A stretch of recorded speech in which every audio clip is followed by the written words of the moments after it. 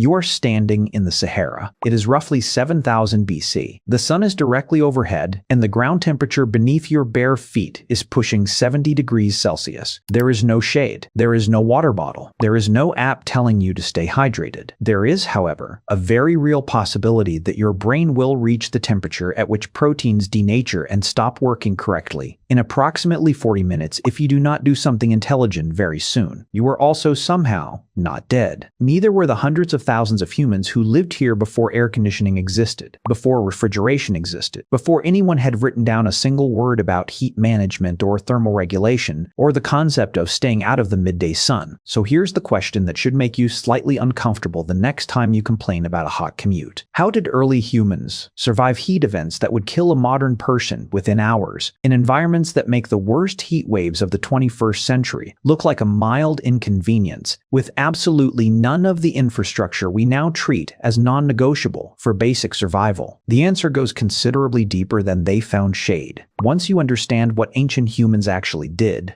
and what their bodies were already doing without any conscious instruction, you will never think about heat the same way again. Let's start with something that should probably make you feel a little smug, because it turns out humans are genuinely extraordinary in one very specific and very sweaty way. Every large land mammal that lives in serious heat has a cooling system. Lions pant. Elephants use their ears as biological radiators, pumping blood through enormous vascular surfaces to dump heat into the air. Camels do something almost unbelievable. They allow their core body temperature to rise by 6 degrees Celsius during the day, storing heat like a battery, then release it at night when the air is cold enough to make the exchange worthwhile. Humans do none of these things. Instead, humans sweat, and not casually. Humans are the sweatiest large animal on Earth by an enormous margin. A human running in heat can produce 3 liters of sweat per hour. Horses produce roughly half that. Dogs, famously, do not sweat through their skin at all, which is why they are panting in the corner while you are somehow still functioning. In 2021, a research team led by Daniel Lieberman at Harvard University published analysis confirming what evolutionary biologists had suspected for decades. The human sweating system, combined with our near-total lack of body hair, evolved specifically as a heat dissipation mechanism in hot, open African savanna environments roughly 2 million years ago. The loss of fur was not accidental. It was a biological trade. We gave up insulation to gain the ability to cool ourselves through evaporation across the largest possible surface area. Think about that. The thing that makes humans look strange compared to every other primate. The nakedness that has generated approximately 10,000 years of clothing, shame, and fashion is actually our primary survival adaptation for the environment where we evolved. We did not learn to survive heat. We are built for it at a level most mammals are not. That said, biology only gets you so far. Here is where it gets genuinely dark, and a little bit clarifying, honestly. The human sweating system is extraordinary. It is also completely dependent on one thing: water. Specifically, a consistent supply of water sufficient to replace what evaporation removes, which in serious heat during serious exertion is several liters per hour. Run out of water and the cooling system does not slow down gracefully. It catastrophically fails. Core temperature spikes, organ function degrades, death follows within hours in serious heat conditions. This means that every ancient human survival strategy for heat was, at its foundation, a water management strategy. Everything else was secondary. The Hadza of northern Tanzania, one of the few remaining populations whose lifestyle most closely resembles pre-agricultural hunter-gatherers, navigate heat through a behavioral pattern that researchers at the University of Cambridge documented in a 2019 study led by Brian Wood. They move in the early morning and late evening. They rest in shade during peak heat hours, typically 11 in the morning to 4 in the afternoon. They maintain detailed collective knowledge of every water source within their territory, knowledge passed down through generations with the same precision that modern humans pass down property records. Not one Hadza elder interviewed in that study described this as a strategy. It was simply what you did. The knowledge was so embedded it did not register as knowledge. It was just the structure of the day. That is the thing about ancient heat survival that consistently does not make it into popular accounts. It was not dramatic. It was not a series of heroic individual decisions. It was collective, accumulated, multi-generational behavioral intelligence that looked from the outside exactly like nothing at all. Did you know? The Tuareg people of the Central Sahara developed a textile technology roughly 2,000 years ago that remains more effective at managing desert heat than most modern synthetic fabrics. Their traditional indigo-dyed robes work through a combination combination of loose weave, allowing airflow, dark color absorbing radiation before it reaches skin, and the slight moisture retention of natural fiber, creating a passive evaporative cooling effect. Several outdoor equipment companies have spent significant research budgets trying to replicate this, and have not fully succeeded. They simply never received the memo that ancient technology was supposed to be inferior. Now, here is the part that changes everything. Let's go to Çatalhöyük, Turkey, roughly 7500 BC, one of the earliest known large human settlements, housing up to 10,000 people at its peak, sitting in the middle of the Anatolian plateau where summer temperatures regularly exceeded 40 degrees Celsius. Çatalhöyük had no streets. Houses were built directly against each other, sharing walls, with entry through holes in the roof accessed by ladders. This looks, from a modern urban planning perspective, like a complete design failure. No ventilation corridors, no airflow between buildings, no logical layout. Except archaeologist Ian Hodder at Stanford University, who led excavations at the site from 1993 through 2018, documented something that the street-free layout was actually producing. The shared wall construction created a thermal mass effect. Stone and mud brick walls absorbed heat during the day and released it slowly at night, maintaining interior temperatures significantly below outdoor peak temperatures without any active cooling mechanism. The roof entry, which looks inconvenient, prevented hot ground-level air from entering the living space. Residents spent the hottest hours of the day on rooftops, which caught whatever breeze existed and moved into the thermally stabilized interior during peak heat. It was passive climate control, built by people who had no concept of thermodynamics, no written theory of heat transfer, and no formal architectural education. Built through accumulated observation of what worked, refined over generations, producing a solution that a modern passive house architect would recognize immediately as sophisticated thermal design. Think about that. 10,000 years before the invention of air conditioning, humans in Anatolia were managing indoor climate through architectural principles that modern sustainable building is only now rediscovering as cutting edge. The knowledge did not disappear. We just stopped using it for several thousand years while we pursued alternatives that required electricity. Here is something that should make you feel a little uncomfortable about the modern relationship with heat. Between roughly 10,000 BC and the Industrial Revolution, humans across hot climates independently converge on a behavioral pattern that physiologists now know produces measurable changes in human heat tolerance. Repeated controlled heat exposure, meaning regular time spent in serious heat without immediately retreating to cool environments, triggers a cascade of physiological adaptations. Blood plasma volume increases, sweat rate improves, the temperature at which sweating begins drops. The cardiovascular system becomes more efficient at directing blood to the skin surface for cooling.